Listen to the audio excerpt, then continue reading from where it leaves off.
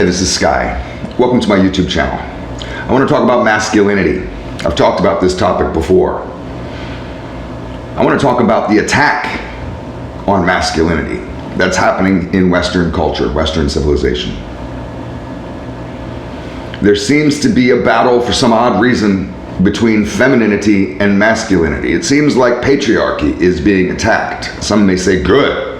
That's not good.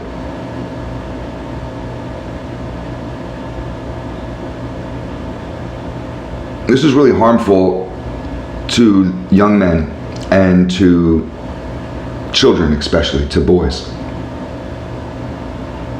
And we've noticed, say we, us older guys, have noticed that there's really two areas in particular. There's probably many. If this was a book, there'd be many chapters, not just two, but I think you can talk about two areas that are really emasculating our young boys, robbing them of their manhood, teaching our young boys to be feminine instead of masculine. And I think it's in the areas of sex and education. Let's start with sex. Little boys are being introduced to sex at a shockingly young age. I learned this, that the average age, not the youngest age, but the average age of that a boy gets introduced to hardcore pornography. What do you think it is? 16, 14, 10. 10-year-old boys are being introduced to anal sex, fist fucking, face fucking, right? Simulated rape fantasies, incest fantasies, all that stuff that you look at, that you jerk off to. 10-year-old kids are also looking at it. You may be able to handle it. What do you think a 10-year-old boy thinks when he looks at that same stuff? Do you think he can emotionally handle it? Can process the information and understand this is a kink, a perversion? What do you think that does when they witness this kind of stuff repeatedly? Over and over and over again. What happens when a 10-year-old becomes addicted to porn by the time they're 13? What is their image of girls? When they're ready for their first kiss, what's their image of girls? Being elbow deep up inside of her? Simulated rape with a DP rape fantasy with 6 of his buddies? What is the morality that you're teaching these young boys? Well, I'm not teaching them, Sky. Well, but as parents, people are allowing their children. The average age is 10. So how is this happening? These 10-year-olds have laptops with nobody's monitoring them. Nobody's putting these parental controls on them. How are you raising your kids? Stuff matters. They're being introduced to pornography at a young age, and it turns them into degenerates. It makes them emotionally weak. It is a constant source of temptation, with nonstop temptation. Adults can't handle this. You think a kid can handle temptation?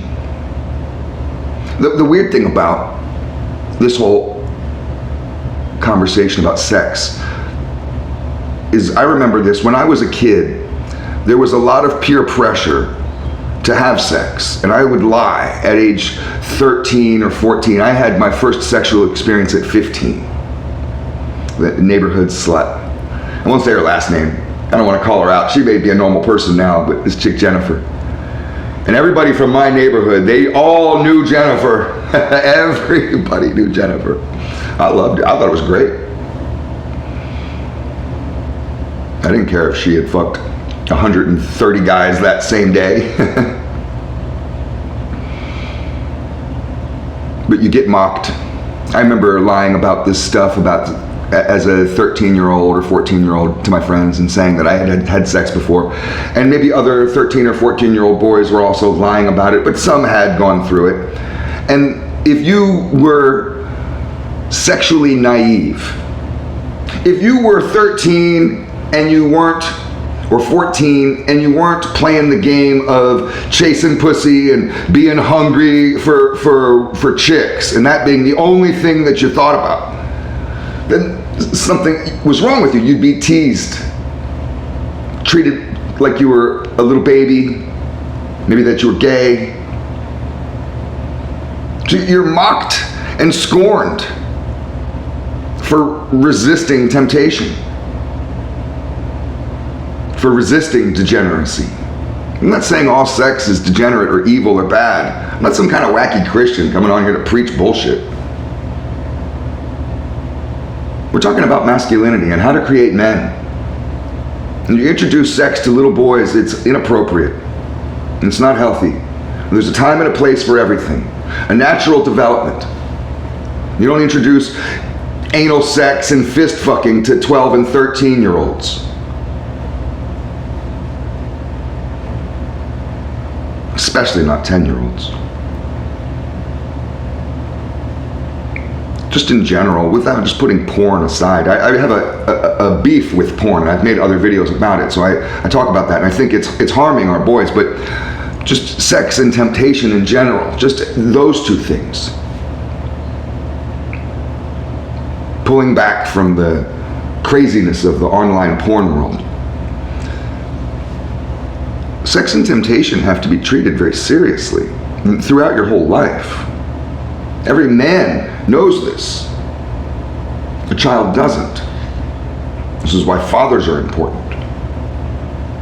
This is what you teach your kid about. You teach your kid about sex. You teach your kid about temptation. About honoring women instead of treating them like hookers. The stripper culture that we have now in our entertainment is emasculating boys, not creating men out of our boys.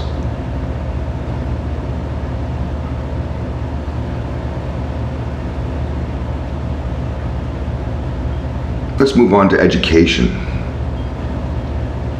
Education is also emasculating boys. It's making them feminine. You know, I learned this, that the education system is predominantly women, for women, by women. It wasn't always that way, but it's turned into a woman's game. That most of the teachers from elementary school through university, most of the teachers, the vast majority of teachers are women. The vast majority of the teachers that are teaching your young boys are women. Now, when I was a kid, I had some men teachers. It was pretty mixed. Some of the men, it's important for little boys to have men teachers. I had a math teacher, Mr. Rivera, Mexican guy. He was going blind in one eye. He was amazing. Mr. Rivera had been a gang member. He was in the Zoot Suit riots. This guy was hardcore, East LA motherfucker. Mr. Rivera changed my life. I talk about him too much, I'll start crying. I love Mr. Rivera. Little boys need a Mr. Rivera.